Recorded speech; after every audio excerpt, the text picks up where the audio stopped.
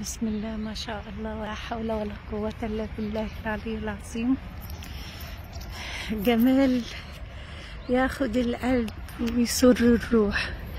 السحب مع البحيرات، طبعا كلكم عارفينها بحيرات مدينتي، بحيرات الفيجيتو.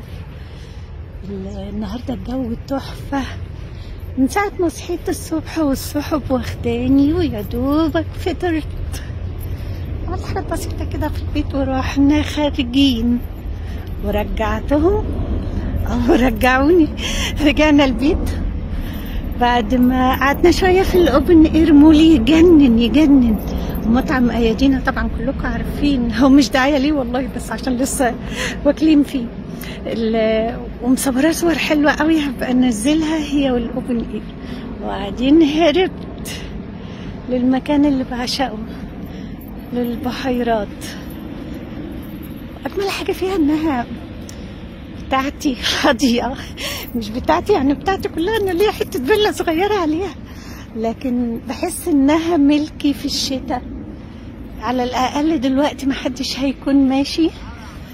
في ناس طبعا بتتهرب وتيجي بس قليل قوي، لأن المفروض إنها منطقة سكنية، عشان محدش يقعد يسألني طب احنا نروحها ما نروحهاش. يا جماعة في مية حلوة أوي في الأوبن إير، الأوبن إير مول، وفي الأول سيزون زي الفل، ومنطقة عامة. لكن دي شايفين منطقة فاضية يا دوبك على قد اللي فيها، وقليل قليل قوي من الناس اللي ممكن تيجي فيها. انتوا عارفين مصر ما فيهاش حاجة ممنوعة، دايما كل حاجة كده بيبقى فيها جزء من المخالفات. النفرات هنا مش شغالة، مش مشكلة، على الأقل الدنيا هادية قوي.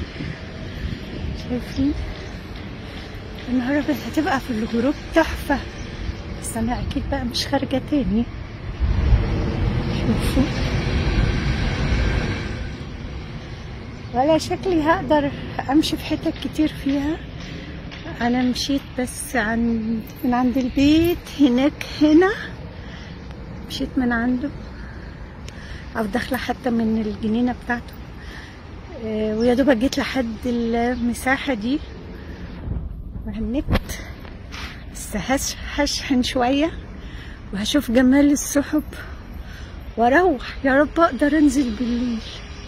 لو قدرت انزل بالليل هصور لكم الغروب في جزء تاني من البحيرات، مش هرجع في المكان مرتين.